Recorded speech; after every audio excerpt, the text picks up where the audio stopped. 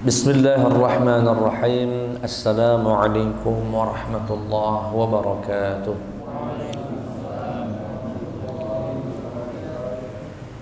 Alhamdulillahi rabbil alamin.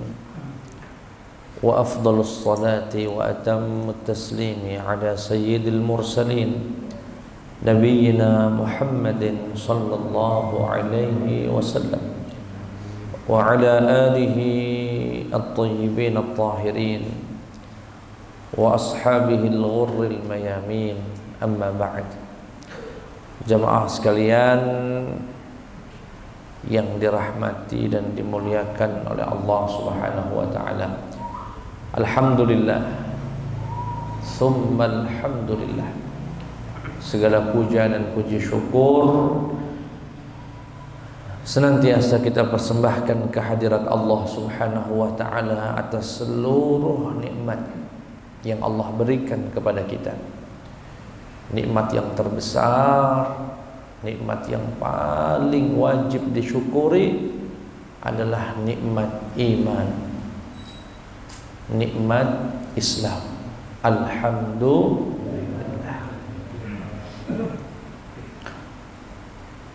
Salawat beriring salam terlimpah curahkan kepada suri tauladan kita Nabi besar Muhammad sallallahu alaihi wasallam. Semoga kita semua mendapatkan syafaatnya yaumul qiyamah. Amin ya rabbal alamin. Kami kira setiap penceramah, setiap khatib, atau bahkan setiap dalam sambutan-sambutan acara itu selalu disampaikan semoga salawat beserta salam terlimpahkan kepada junjungan Nabi Muhammad sallallahu alaihi wasallam, semoga kelak kita mendapatkan syafaatnya. Saya kira itu berulang kali. Ya Allah, satu saja dikabulkan, kita betul-betul mendapatkan syafaat dari Nabi Muhammad sallallahu alaihi wasallam. Jadi itu bukan basa-basi, bukan kalimat formalitas. Itu betul-betul permohonan, harapan yang kita amini, sehingga kita betul-betul insya Allah mendapatkan syafaat dari Rasulullah sallallahu alaihi wasallam. Dan salah satu makna syafaat Nabi adalah masuk surga min ghairi hisab. Semoga kita semua masuk surga tanpa hisab dari Allah Subhanahu wa taala. Amin ya rabbal alamin. Malam hari ini kita akan menjelaskan tentang keutamaan salat rawatib, khususnya qabliyah dan ba'diyah, khususnya yang 12 rakaat. Apa saja keutamaannya, insyaallah akan kita sebutkan satu-satu sesuai apa yang dituliskan oleh Sayyid Muhammad rahimahullah rahmatan wasi'ah wa nafa'ana Allah bi'ulumihi. Walaupun nanti beberapa mungkin kami singkat. Sebelumnya, dan nanti kalau jamaah sekalian pengen tahu detailnya tentang salat qabliyah, ba'diyah dan salat rawatib, bisa lihat YouTube kami saat kajian fikih. Kebetulan temanya juga tentang aturan-aturan salat rawatib. Tapi kami akan sebutkan secara singkat, ya, secara singkat, dan semoga bisa dimengerti. Jadi salat itu jamaah sekalian, selain salat yang fardu yang 5, namanya salat sunnah. Dilakukan dapat pahala, ditinggalkan tak berdosa, tetapi sangat rugi untuk ditinggalkan karena begitu besar pahala yang Allah berikan. Nah, salat yang sunnah ini jumlahnya banyak sekali. Jumlahnya banyak. Secara umum dibagi menjadi 2. Salat sunnah ini ada 2 macam. Yang pertama, salat sunnah yang dilakukan secara berjamaah. Yang kedua, salat sunnah yang pelaksanaannya dianjurkan sendiri-sendiri. Walaupun kalau berjamaah tetap sah. Nah, yang pertama dulu nih, sholat sunnah yang dianjurkan berjamaah, pelaksanaannya itu dianjurkan, disyariatkannya berjamaah, dan itu jumlahnya ada 7. Sholat sunnah yang pelaksanaannya berjamaah itu ada 7. Saya sebutkan singkat saja: Idul Fitri, Idul Adha, gerhana bulan, gerhana matahari, sholat istisqa minta hujan, sholat tarawih, dan sholat terakhir sholat witir yang khusus di bulan Ramadan. Witir di Ramadan itu anjurannya berjamaah, tapi di luar Ramadan witir itu sendiri-sendiri. Selain dari yang 7 ini, Idul Fitri, Idul Adha, gerhana bulan, gerhana matahari, sholat minta hujan, kemudian tarawih dan witir, semua sholat sendiri-sendiri. Selain dari yang 7 kami sebutkan tadi. Berarti apa saja? Ya duha, ya tahiyatul masjid, ya sunnah wudu, ya qabliyah, ba'diyah, istikharah, taubat, hajat, macam-macam. Pokoknya selain yang 7 tadi itu dianjurkannya sendiri. Tetapi kalaupun mau berjamaah boleh, sah. Tahajud itu afdalnya sendiri. Tapi kalau mau dilakukan berjamaah gimana Ustaz? Sah. Duha itu bagusnya sendiri-sendiri. Tapi kalaupun dilakukan berjamaah tetap sah. Baik, sekarang kita fokus pada sholat yang dianjurkan sendiri-sendiri. Artinya selain yang 7 tadi. Nah, yang sendiri-sendiri ini Pak dibagi 2 oleh para ulama. Apa itu? Sholat yang sendiri-sendiri ini yang tidak dianjurkan berjamaah, meski sah kalaupun berjamaah, itu ada yang termasuk rawatib, ada yang bukan rawatib. Yang bukan rawatib cuma 2, sholat malam tahajud dan sholat mutlak, sunnah mutlak. Itu sholat yang non rawatib. Sisanya rawatib. Jadi yang rawatib ini apa Ustaz? Apa yang dimaksud dengan sholat rawatib? Biasanya kalau saya tanya jamaah, jawabannya sholat qobliyah dan ba'diyah. Beda. Sholat rawatib itu lebih banyak cakupannya daripada qobliyah ba'diyah, alias qobliyah ba'diyah itu bagian dari rawatib. Tapi ada yang termasuk rawatib dan dia bukan qobliyah, bukan ba'diyah.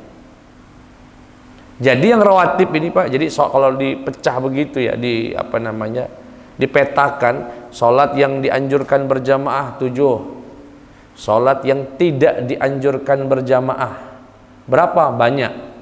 Yang tidak berjamaah ini ada yang rawatib, ada yang bukan rawatib. Yang rawatib itu apa Ustadz?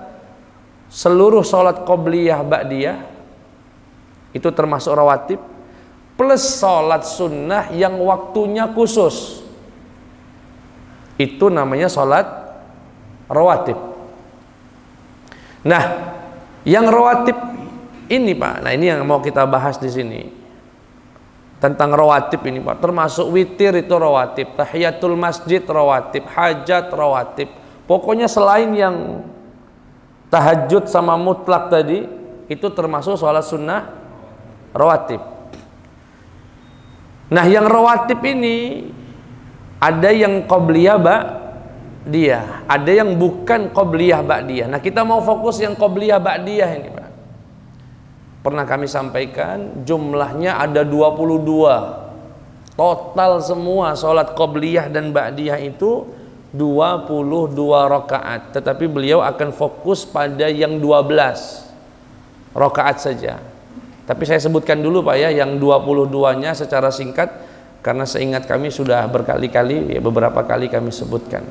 Yang 22 itu dengan derajat yang beda-beda. Derajat tertingginya 10 rakaat. Itu artinya sunnahnya paling dianjurkan.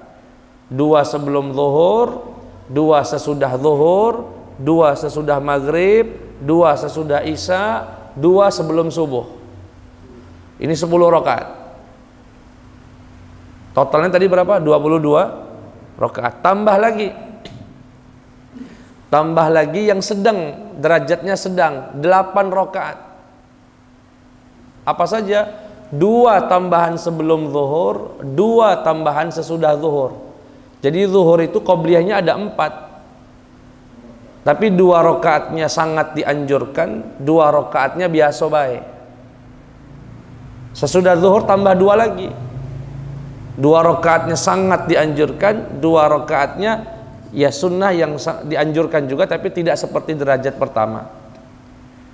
Berarti sudah nambah 4, tambah 4 rakaat sebelum asar.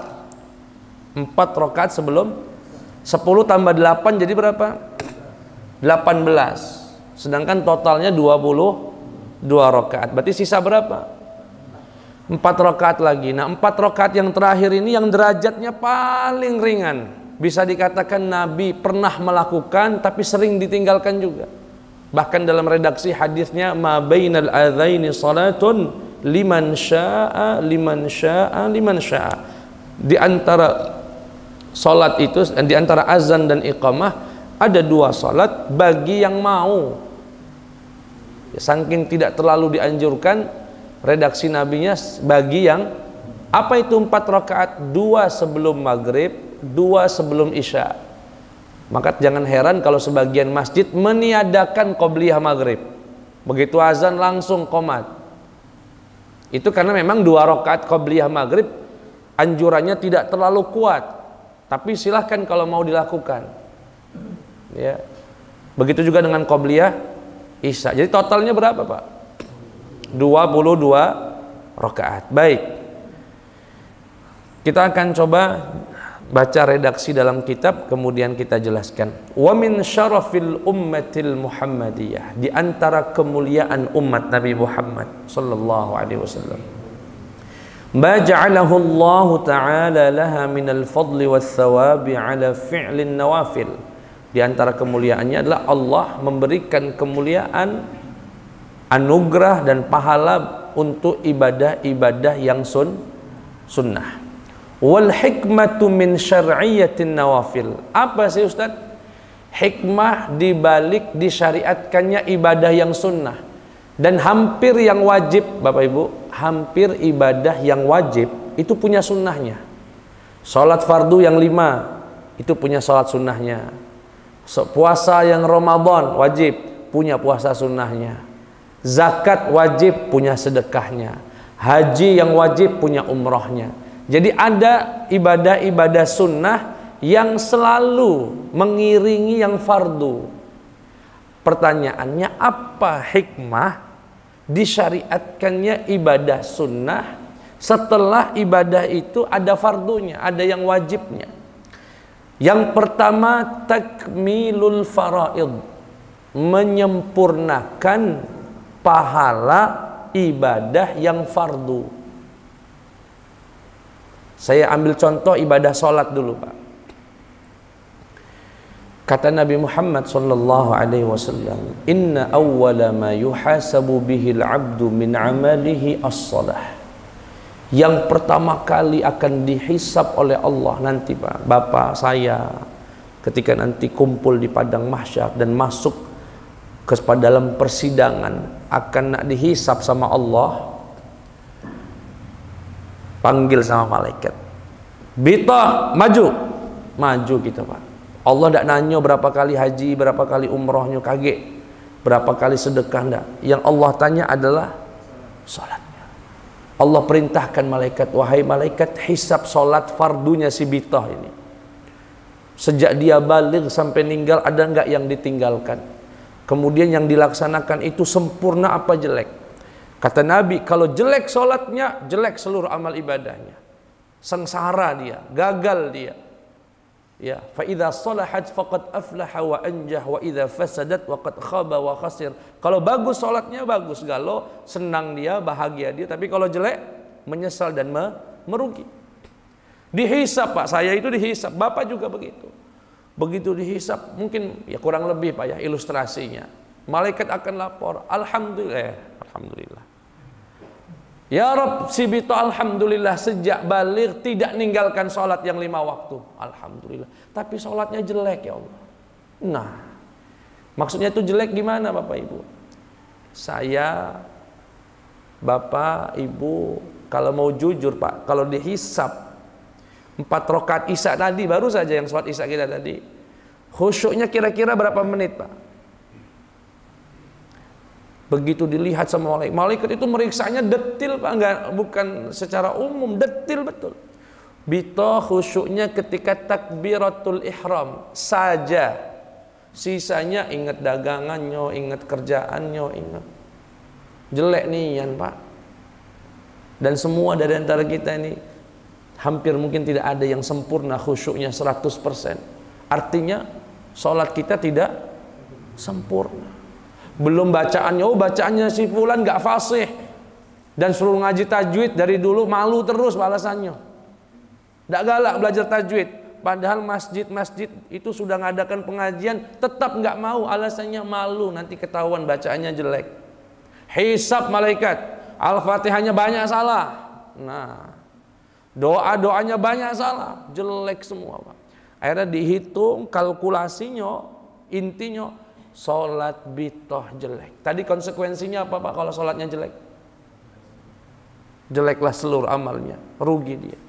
Saat itu ya Allah sedih kita Pak, sedih, merasa hancur harapan kita. Tetapi Allah menunjukkan kasih sayangnya, Allah ingin tunjukkan rahmatnya. Apa kata Allah ketika malaikat melaporkan ibadah sholat kita itu rupanya jelek? Kata malaikat, baik. Kemudian malaikat dikatakan oleh Allah, kira-kira Bito ini punya ibadah sunnah enggak? Dia melaksanakan qobliyah ba'diyah enggak? Dilihat sama malaikat, iya ya Allah, dia qobliyah juga, dia ba'diyah juga. Kata Allah, segala kekurangan yang ada pada sholat fardunya, tutupi segala kekurangan itu karena dia sudah qobliyah dan ba'diyah. Alhamdulillah, akhirnya sholat kita jadi baik. Itu fungsi pertama qobliyah ba'diyah Pak. Karena kita nggak bisa ngaku bagus Pak. Siapa yang berani ngaku depan Allah? Ya Allah, aku udah sempurna sholatnya. Nah, diperiksa nian sama Allah. Habis kita Pak. Kamu di tanggal sekian sholat 10 menit, 9 menitnya mikirin dagangan, cuma semenit mikirin saya. Nah, habis kita. Belum yang nggak sholat. Ini yang sholat aja susahnya begini nih. Saya nggak kebayang orang yang nggak pernah sholat itu. Makanya betul kata Buya Hamka, kalau pengen bedain kaum muslimin dan mukminin, gampang. Gimana bedainya? Yang hadir sholat Idul Fitri itu muslimun, yang hadir sholat subuh berjamaah itu mukminun. Coba kalau sholat Idul Fitri Pak, Ampera itu penuh sampai ujung sana, ujung apa dia itu? Pelajue penuh, itu muslimun. Tapi mukminun yang 4 baris itu Pak, itu ini mushola Al-Hidayah yang sholat tadi cuma 2 baris, insya Allah itu mukminun. Muslimun mana? Wong sekitar sini yang tidak sholat itu Pak, yang sholatnya cuma hari raya Idul Fitri. Dan ini ucapan Buya Hamka bukan tanpa dasar. Nabi yang berkata la yuhafidhu 'alaiha illa mu'min, tidak mungkin menjaga sholat 5 waktu itu kecuali orang mukmin. Hanya orang-orang yang beriman. Alhamdulillah, dengan disyariatkannya qobliyah dan ba'diyah, laporan malaikat, ya Allah sholat fardunya sebetulnya jelek, banyak enggak khusyuknya, banyak kurangnya, tetapi ya, si fulan ini qobliyah ba'diyahnya enggak pernah tinggal. Kata Allah, sempurnakan segala kekurangan itu, sehingga laporan malaikat sholatnya bagus. Alhamdulillah. Itu yang pertama. Kemudian yang kedua, walitartad nafsuhu bitaqdimin nafilati wa yatanashshata biha wa yatafarragh qalbuhu akmala faraghin lil fariidah. Jadi salah satu faidah salat sunnah itu Pak, agar salat fardunya sempurna. Maksudnya gimana? Begini Pak, andaikan sebelum salat zuhur misalnya Bapak kerja di pasar, berdagang, ya mungkin ribut sama penjual, pembeli, sama langganan, ada macam-macam lah, atau rugi, atau sepi, kan pikiran kemana-mana itu. Sehingga kalau dia datang ke masjid untuk sholat zuhur, itu pikiran masih ada tentang dagangannya, tentang kerjanya, tentang keributan dan segala macam. Nah, kalau masih ada yang tersisa itu hendaknya dihabiskan di qobliyah itu Pak. Andaikan masih mau dipikirkan dan masih belum buang dari pikirannya, habiskanlah itu di qabliyah, sehingga begitu masuk yang ke fardu sudah nggak ada pikiran lain kecuali Allah Subhanahu wa ta'ala. Jadi bahasa gampangnya sholat qabliyah sunnah itu sebagai pemanasan, sehingga begitu masuk yang ke fardu sudah dalam kondisi mantap, posisi sempurna. Makanya kata Sayyid Muhammad di sini, walihadza yustahabbu an yaftaha salatal laili bi rak'ataini khafifatain. Maka dari itu Bapak Ibu, kalau kita sholat malam, mau sholat tahajud atau tarawih, hendaknya sholatlah dulu 2 rakaat yang ringan. 2 rakaat yang, misalnya Bapak bangun jam 2:30 atau 3:30, mau tahajud 8 rakaat atau 4 rakaat. Nah, sebelum melakukan sholat tahajud, sholatlah dulu sunnah mutlak misalnya dengan durasi yang cepat. Kenapa Ustaz? Biar begitu masuk ke tahajud sudah dalam posisi yang segar, yang fresh. Makanya kami saat i'tikaf di masjid di bulan Ramadan itu ada program tahajud bersama.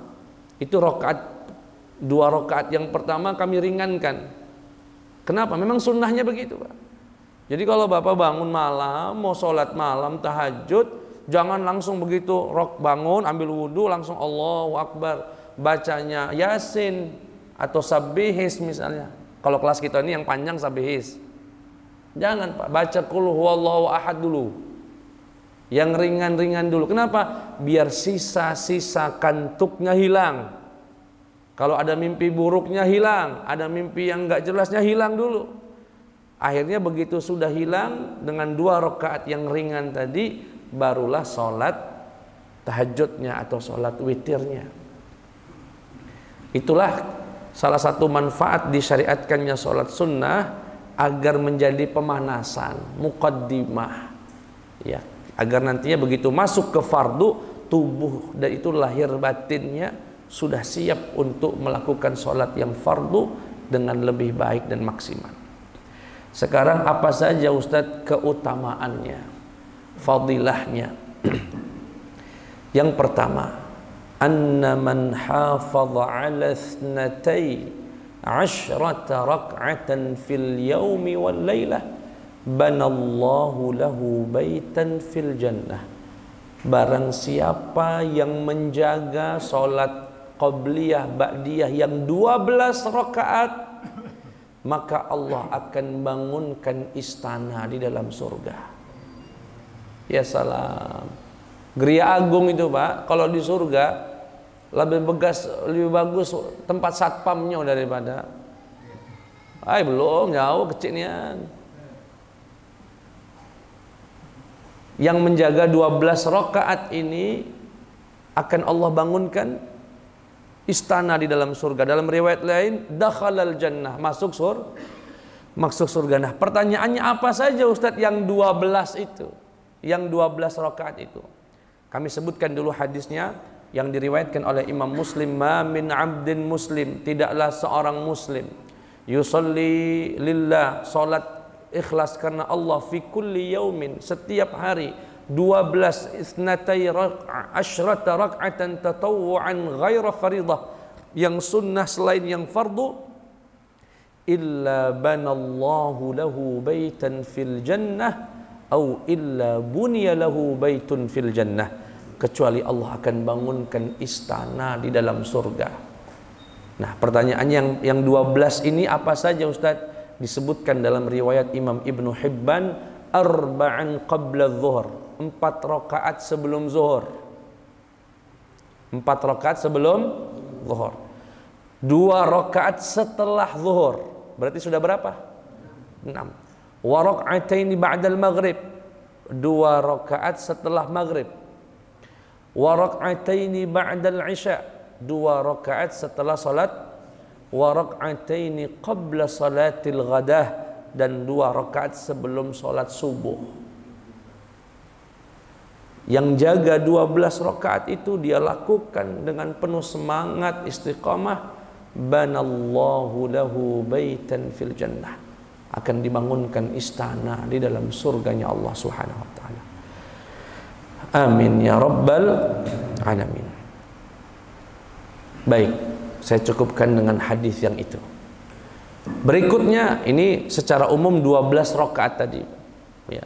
Sekarang akan diperinci dengan beberapa rakaat. Kita awali dengan 2 rakaat sebelum subuh yang disebut dengan sunnah fajar. Dan sebelum kami sebutkan, kami ingin luruskan beberapa, ada pemahaman yang keliru. Dianggap sunnah fajar itu sebelum azan subuh. Saya punya kenalan seorang ketua masjid bercerita, saat itu ceritanya mungkin beliau ingin memberitahu saja, Ustadz, alhamdulillah Ustadz, sudah puluhan tahun saya tidak pernah absen sholat sebelum subuh. Maksudnya gimana? Ya sebelum azan subuh aku sholat 2 rakaat dulu. Sholat apa? Sunnah fajar Ustadz. Sunnah, Pak Ibu, yang dimaksud sunnah fajar dalam hadis Nabi itu maksudnya qobliyah subuh, bukan 2 rakaat sebelum azan subuh. Kalau sebelum azan subuh tidak ada sholat kecuali witir atau mungkin tahajud atau mungkin sunnah mutlak. Tidak ada namanya sholat sunnah fajar sebelum azan. Yang ada setelah azan subuh dan sebelum sholat subuh. Apa keutamaannya Ustadz? Khairun minad dunya wa ma fiha, lebih baik daripada dunia dan seisinya. Wah, ini butuh iman ini Pak. Kalau nggak ada iman berat nak merasakan dan meresapi hadis ini. Kata Rasulullah, raka'atul fajri, 2 rakaat sebelum subuh, khairun, lebih baik, minad dunya, daripada dunia, wa ma fiha, dengan seisi-isinya. Lebih baik daripada istana, daripada mobil yang paling mahal. Dunia ini Pak, seisinya. Disebutkan dalam keterangan, min mata'iha wa zahratiha, lebih baik dari semua dunia ini. Sulit kalau mau ngeresapin kalau nggak ada iman sama Rasulullah Sallallahu Alaihi Wasallam. Ya, jadi kalau Bapak bisa dapat qobliyah subuh, sebetulnya nggak ada alasan untuk sedih dan sengsara di dunia ini. Bapak telah mendapatkan dunia seisi. Kenapa Ustadz? Alasannya salah satunya karena pahalanya sholat sunnah qobliyah subuh itu kekal abadi di surganya Allah. Sedangkan dunia seisinya ini fana dan akan hilang. Ya, apalah yang mahal dari sesuatu yang akan hilang dan kita tinggalkan dengan sesuatu yang akan kekal abadi kita rasakan kelak di surga. Baik. Dan sunnahnya Pak disebutkan wal ittija'u sunnatun ba'dal fajri. Nah, ini mungkin yang jarang dilakukan ya, di antara sunnah setelah sholat subuh qobliyah Pak. Jadi Bapak setelah qobliyah subuh kan menunggu sholat subuh. Sebagian masjid ada yang 10 menit, ada yang 15. Itu sunnahnya berbaring Pak. Berbaring begini kurang lebih, miring. Nah, ini sunnah ya. Lucu kali ya kalau semasjid mah itu galau. Apa ngomong ini? Tapi itu sunnahnya mah itu. Kata Nabi, idza shalla ahadukum rak'atail fajri, jika salah satu di antara kalian telah selesai melaksanakan sunnah subuh qobliyah, falyattaji' ala yaminih, hendaknya dia berbaring dengan tumpu kepada sebelah kanan. Ya, seperti yang saya contohkan. Jangan bablas tapi bablas pula. Kenapa Ustadz? Ya, ada yang mengatakan ini sunnah tanpa alasan, pokoknya itu dari Nabi, lakukan. Ada yang mengatakan karena malamnya hidup dengan tahajud Pak. Dari malam tahajud sampai azan subuh qobliyah, khawatir ngantuk di sholat subuhnya.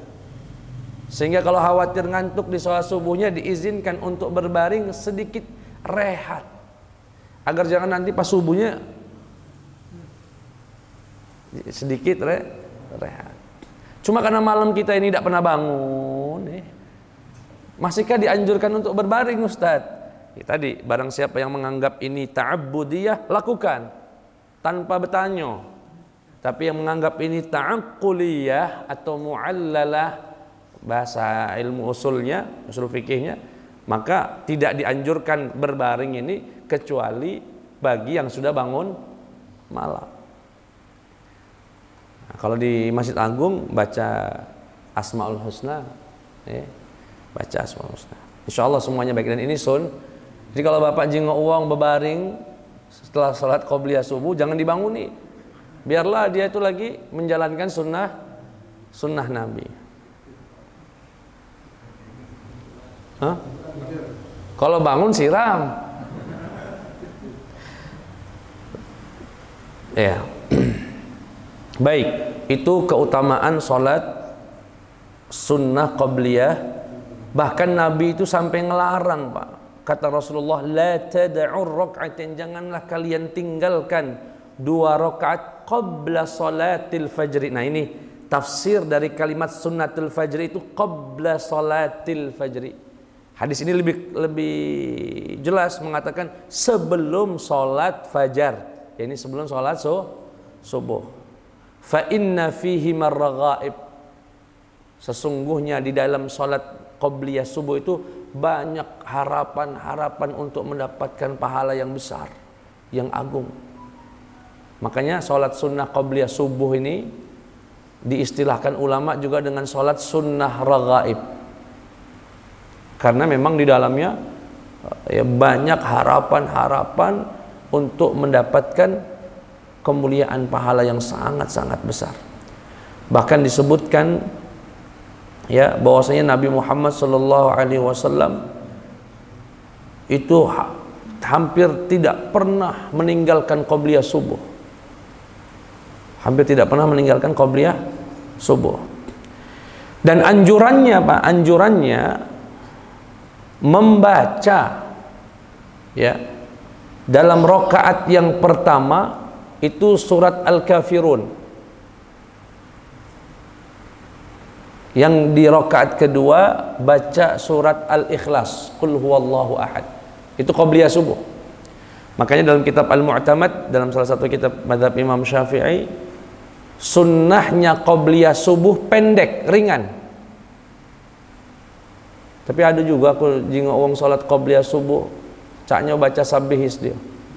Lama, padahal sunnahnya ringan. Jadi ada 2 sunnah yang perlu kami sampaikan di salat qobliyah subuh. Pertama ittija', berbaring tadi. Yang kedua ringan, cepat salatnya. Apa yang dibaca? Rakaat pertama baca surat Al-Kafirun, rakaat kedua membaca surat Al-Ikhlas, berdasarkan hadis Nabi Muhammad SAW yang diriwayatkan oleh Al-Imam Abu Ya'la dan Imam Tabrani. Dikatakan qala Rasulullah SAW, Qul huwallahu ahad, surat Qul huwallahu ahad ta'dilu thulutsal Qur'an, itu setara pahalanya dengan 1/3 Al-Quran. Wa qul ya ayyuhal kafirun ta'dilu rubu'al Qur'an, itu setara dengan 1/4 Al-Quran. Wa kana, dan Nabi Muhammad SAW yaqra'uhuma, membaca kedua surat tersebut fi rak'atail fajri, di salat qabliyah subuh. Hatani rak'atani fihi marughabud durri, di dalamnya, di dalam 2 rakaat ini adanya harapan mendapatkan pahala yang sangat besar. Ini qobliyah subuh. Makanya kami harapkan masjid, musola jangan buru-buru iqomahnya. Ini begitu azan 2 menit langsung qomat. Berikan waktu, karena orang mungkin ada yang lelah, dia tidak bangun kecuali azan subuh. Dia ngambil wudhu saja sudah 5 menit. Ya, berangkat ke masjidnya mungkin 5 menit. Ya 15 menit lah. Paling cepat 10 menit lah. Ya, jangan terlalu cepat. Ya. Kenapa? Pahalanya sangat besar. Tetapi, dan ini sebagai pelengkap bagi kita yang sudah biasa sholat qobliyah subuh, kemudian ketinggalan, mungkin kesiangan, sehingga dia datang ke masjid sudah pada posisi sholat subuh, maka boleh mengqadha sholat qobliyah subuhnya ba'da subuh. Boleh Pak, ibu yang kesiangan sholat subuh dulu, setelah itu boleh setelahnya mengqadha sholat sunnah qobliyah tadi qadaan. Itu diperbolehkan, ya. Bahkan kalau dalam kaidah ilmu madhab, dalam madhab Imam Syafi'i, seluruh sholat rawatib disunnahkan untuk diqadha, artinya boleh diqadha jika waktunya sudah selesai, kecuali sholat tahiyatul masjid. Seluruh rawatib itu boleh diqadha, ya, setelah waktunya selesai, kecuali sholat tahiyatul masjid itu enggak. Jadi kalau bapak masuk masjid orang sudah posisi sholat isya misalnya, ya sudah sholat isya, boleh nggak Ustaz qadha tahiyat, belum sempat tahiyat tadi? Enggak, karena sudah diwakilkan dengan sholat fardu tadi, sudah selesai. Tapi kalau bisa sholatnya jangan di masjid atau jangan di musola, qadha subuhnya, nanti dituduh aliran sesat. Dituduh apa? Apa dia wong ini sholat? Tapi kalau di musola ini insya Allah tidak, soalnya udah lah ngaji gak loh, lah ngerti. Tapi jangan tiap hari. Qobliyah jadi ba'diyah subuh namanya, tiap hari di qadha. Wallah alam galak ada kira-kira malaikat nyatetnya, wong tiap hari wong ini ngagai. Baik jamaah sekalian yang dimuliakan Allah Subhanahu wa taala. Dan seterusnya banyak sekali hadis-hadis yang menunjukkan Nabi, ya, ma ra'aitu, kata Sayyidah Aisyah radhiyallahu anha, lam yakunin nabi ala syai'in minan nawafil ashadda ta'ahudan minhu ala raq'atil fajr. Jadi Nabi belum pernah sekali-kali sangat menjaga yang sunnah melebihi penjagaan beliau, ya, untuk sholat qobliyah subuh, ya, tidak pernah beliau absen melakukannya. Jamaah sekalian yang dimuliakan Allah Subhanahu wa taala. Bahkan dalam satu riwayat yang diriwayatkan oleh Imam Abu Dawud, Rasulullah sallallahu alaihi wasallam berkata begini, Pak, la tad'u raq'atil fajri, jangan kau tinggalkan 2 rakaat sebelum subuh, walau taradatkumul khailu, walaupun ada pasukan berkuda yang akan mengusirmu. Ada pasukan mau lewat, kita sedang sholat qobliyah, lanjutin aja sholat qobliyahnya. Saking gitu, ya, istilah kata itu kiasan menunjukkan kalau bisa tidak ditinggalkan, insya Allah. Baik, itu keutamaan khusus untuk qobliyah subuh. Sekarang ba'da qobliyah zuhur. Tadi 12 secara umum, sekarang dirinci. Nah, apa keutamaan qobliyah zuhur? Kata Nabi Muhammad sallallahu alaihi wasallam, barang siapa yang menjaga salat 4 rakaat sebelum zuhur dan 4 rakaat setelahnya, Allah haramkan jasadnya dari neraka. Tidak akan disentuh tubuhnya dari api neraka. Orang yang menjaga qobliyah zuhur dan ba'diyah zuhur 4 rakaat. Nabi pernah ditanya terkait sholat qobliyah zuhur yang cukup lama. Nah, qobliyah zuhur ini anjurannya agak lama, Pak, terutama berdirinya. Kenapa? Kata Rasulullah ketika ditanya, ya Nabi, kenapa engkau kok lama betul qobliyah zuhurnya? Kata beliau, uhibbu an yas'ada li fi hadhihi sa'ati amalun salih. Aku pengen amalanku di waktu itu langsung diangkat, ya, langsung diterima oleh Allah Subhanahu wa taala. Begini Pak ceritanya, sedikit saya uraikan. Jadi amal kita itu, amalan manusia itu diangkat itu 4 kali, Pak. Diangkat berapa kali, Pak? 4 kali. Ada yang sifatnya tahunan, Setahun sekali diangkatnya, dan itu bulan Sya'ban. Tiap bulan Sya'ban amal kita yang 1 tahun itu dilaporkan Allah. Ada yang sifatnya mingguan, dan itu setiap hari Senin dan Kamis. Ada yang sifatnya harian, dan itu sebelum maghrib dan sebelum subuh. Jadi ada malaikat yang sebelum maghrib itu Pak turun, dan di waktu yang sama ada malaikat naik. Yata'aqabuna fikumul malaikah. Kata Rasulullah, silih berganti malaikat itu naik dan turun melaporkan amalan. Malaikat yang sitnya malam turunnya sebelum maghrib. Sitnya malam, mencatat seluruh amalan di malam hari.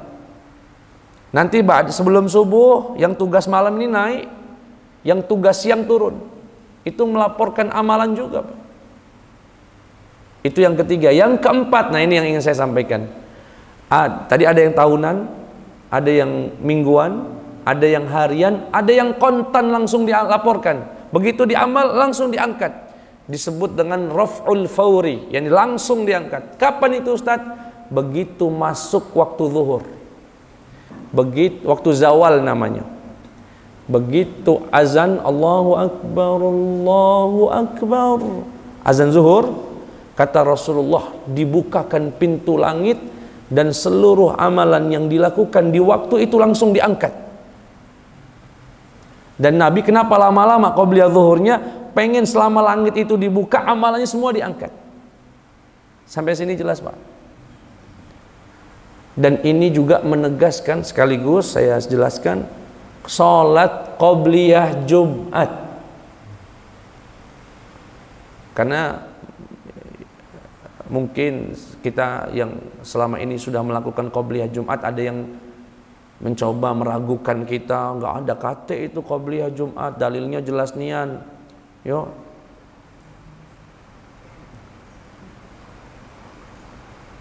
ya, nggak kate qobliyah Jumat. Ya, akhirnya Bapak Ibu ragu. Ya mungkin kalau kita sholat Jumat, sering kita lihat sebagian orang begitu azan kita berdiri qobliyah, dia tetap duduk, tidak galak sholat. Ya tidak apa-apa, biarlah. Kita nak dapat pahala besar. Ya, dan dalilnya banyak Pak. Jangan khawatir. Kami sebutkan dalam pengajian fikih kami, itu dalil qobliyah Jumat itu banyak sekali. Ya, bahwasanya al-Jum'atu kadzuhri, sholat Jumat itu seperti zuhur, punya qobliyah, punya salah satu dalilnya ini, di bahwasanya setiap waktu dulu kisyamsi, yakni waktu zawal, waktu matahari itu tergelincir dari tengah, itu menandakan masuknya waktu sholat zuhur, itu pintu langit dibuka Pak. Seluruh amalan di situ diangkat, dan sebaik-baiknya amalan adalah sholat. Jadi nggak usah ragu lagi untuk mengamalkan sholat qobliyah Jumat. Lakukan Pak, insya Allah pahalanya besar. Baik, itu terkait qobliyah qobliyah zuhur. Kemudian disebutkan juga bahwasanya orang yang senantiasa menjaga qobliyah zuhur 4 rakaat itu nilainya seperti 4 rakaat tahajud.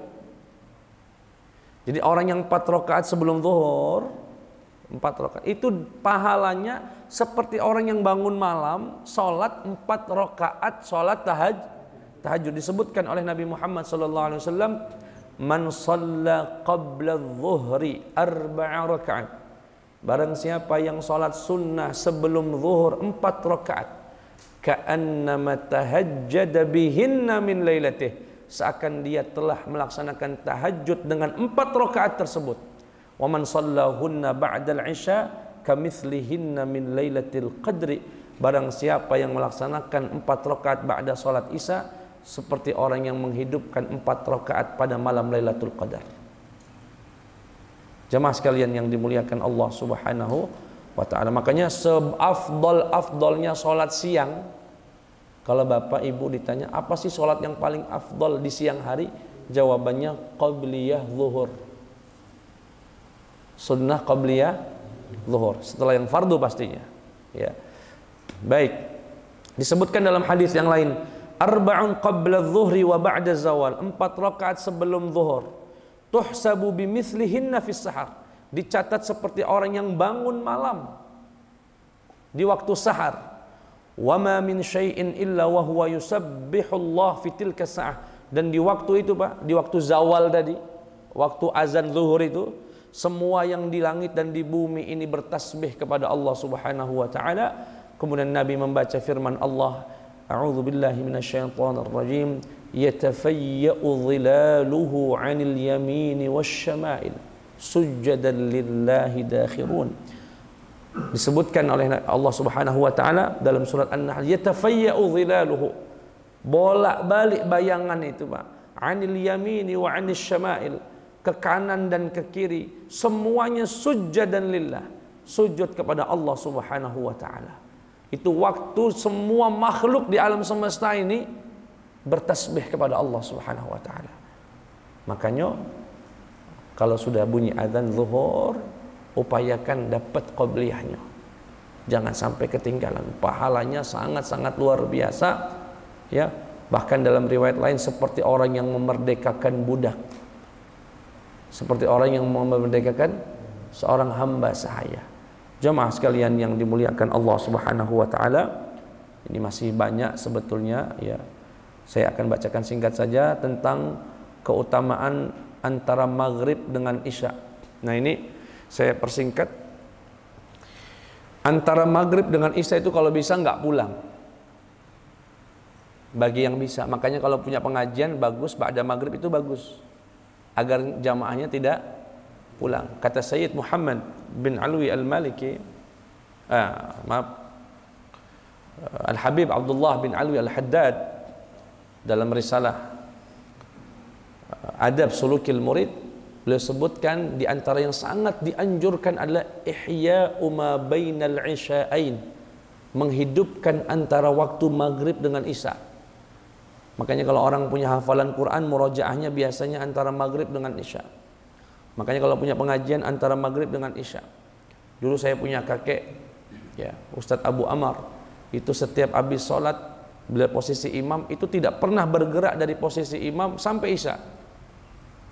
Karena memang dianjurkan untuk dihidupkan waktu itu. Dan pahalanya apa saja Ustadz? Luar biasa. Di antara pahalanya, seperti orang yang beribadah, ya, barang siapa yang sholat di antara maghrib dengan isya, dengan sholat-sholat 6 rakaat, bisa sholat sunnah mutlak, bisa sholat awabin, ya, namanya sholat awabin, silahkan.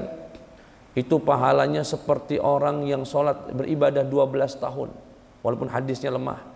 Kemudian Allah akan bangunkan istana di surga, Allah agar gugurkan dosa, dan Allah akan catat itu semua amalan sholat yang dilakukan antara maghrib dengan isya, ya, di dalam catatan amal soleh yang disebut dengan illiyin. Ya, luar biasa itu Pak, antara maghrib. Makanya terutama bagi kita yang tidak ada aktivitas yang mendesak, kalau habis maghrib daripada pulang kemekaruan nunggu sampai waktu sholat, ya nggak bisa tiap hari, seminggu sekali. Nggak bisa seminggu sekali, ya sebulan sekali. Nggak bisa sebulan sekali, wallahu alam. Kalau bisa, bisa. Makanya saya senang banget itu kalau ngisi pengajian habis maghrib. Saya niatkan untuk menghidupkan waktu di antara maghrib dengan isya. Jamaah sekalian yang dimuliakan Allah, itu kemudian kalau 4 rakaat sesudah isya, itu seperti orang yang sholat malam Lailatul Qadar 4 rakaat.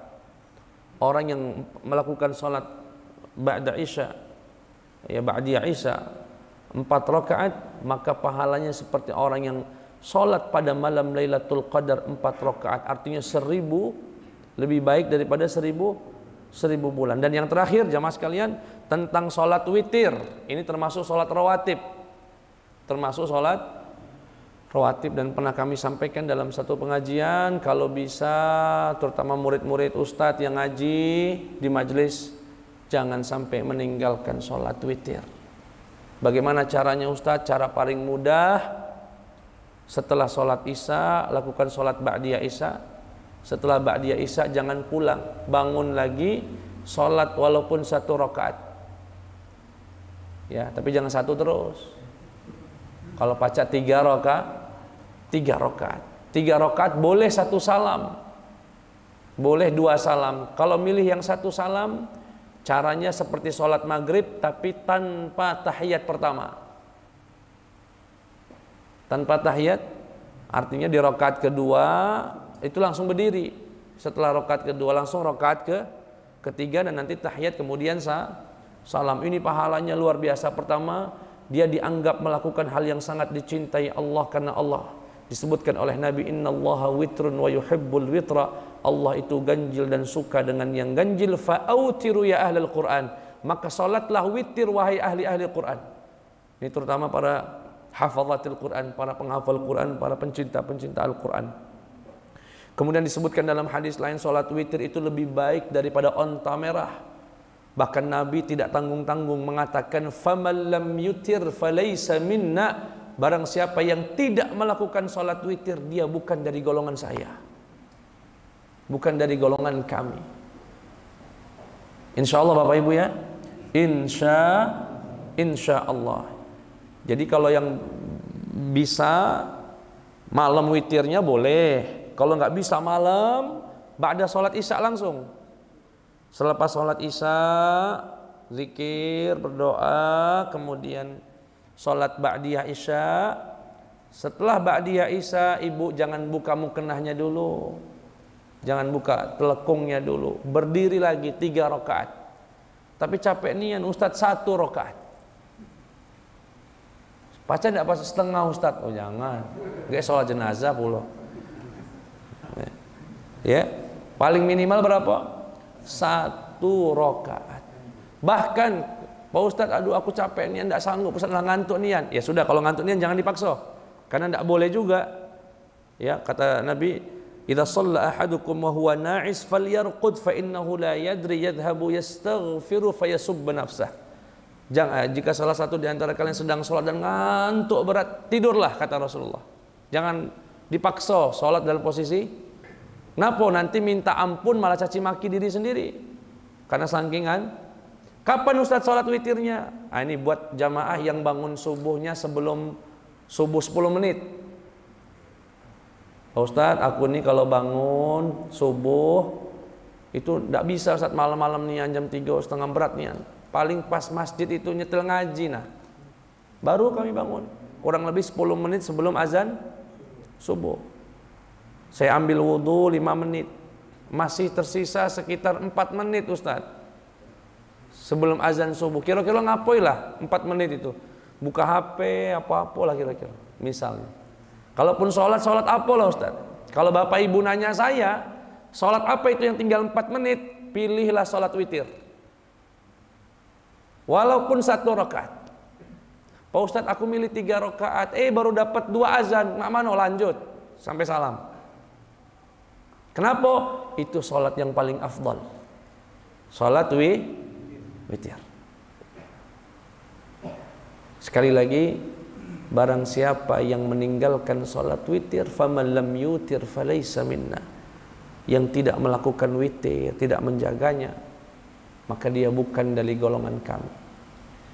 Insya Allah jamaah yang hadir di sini, Bapak Ibu, misalnya dari pengajian kami malam ini, banyak nih hadis yang disebut tidak tertampung lagi, Pak Ustadz. Kami nilai tua galo, memori lah sisa-sisa galo, loading, mak mano lah Ustadz. Tidak ada yang bisa dibawa pulang, cukup sholat witir ini Pak. Sholat witirnya dijaga. Minimal berapa tadi Pak? Maksimalnya berapa Ustadz? Maksimalnya 11. Jadilah 3 rakaat. Insya Allah. Dan terakhir sebagai penutup, Bapak Ibu, saya yakin yang hadir di sini sudah menjaga sholat qobliyah ba'diyah itu. Insya. Lalu apa manfaatnya pengajian malam ini? Toh sebelum pengajian ini kami sudah menjaga sholat itu. Manfaatnya adalah lebih meresapi lagi begitu agung dan besarnya karunia Allah. 4 rakaat sebelum zuhur dan sesudah zuhur akan dibangunkan, akan diharamkan jasadnya dari neraka. Yang 12 rakaat terjaga tadi akan dibangunkan istana. Yang sholat qabliyah zuhur 4 rakaat bagaikan orang yang tahajud 4 rakaat. Orang yang sholat Qabliyah asar juga tadi disebutkan, dan qabliyah ba'diyah maghrib itu menggugurkan dosa.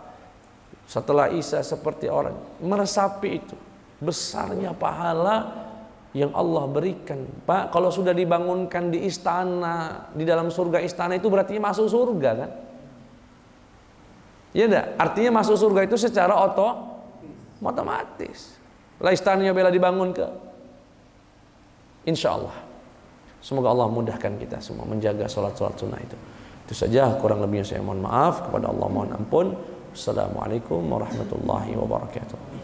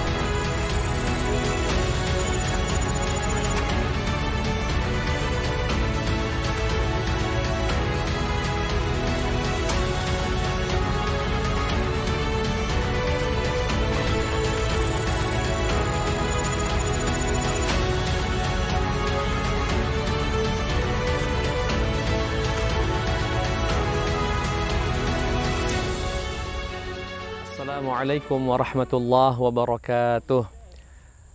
Kepada seluruh jamaah dimanapun berada, melalui video ini kami atas nama Yayasan Sahabat Sampai Surga ingin mengucapkan ribuan terima kasih karena atas bantuan, kontribusi, wakaf dari jamaah sekalian. Alhamdulillah kita telah membebaskan 1 hektar lebih tanah yang kedepannya akan berdiri Pondok Pesantren Tafsir Al-Quran Ibnul Azhar. Bisa kita lihat di belakang saya inilah tanah di mana ada di antara kita yang menyumbang 1 meter, ada yang 2 meter, ada yang bahkan sampai 1000 meter. Alhamdulillah, semoga itu semua dicatat sebagai amal soleh di sisi Allah yang terus mengalir pahalanya sampai kita berjumpa dengan Allah Subhanahu wa Ta'ala. Dan kembali kami mengajak jamaah untuk berkontribusi dalam rangka pembangunan pondok pesantren, ya seberapapun yang kita mampu. Mungkin kita mampu 1 sak semen misalnya, 1 batang besi, tidak mengapa. Insya Allah itu semua akan dicatat sebagai pahala yang terus mengalir di sisi Allah Subhanahu wa Ta'ala.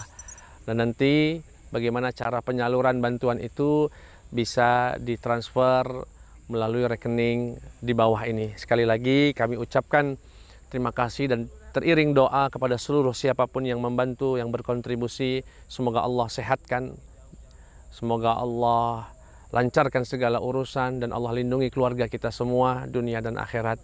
Barakallahu fikum.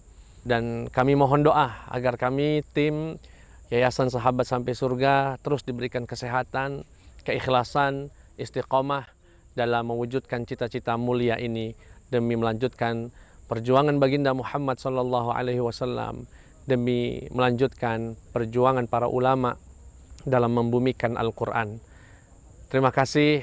Jazakumullahu khairan. Wassalamualaikum warahmatullahi wabarakatuh. Bismillahirrahmanirrahim.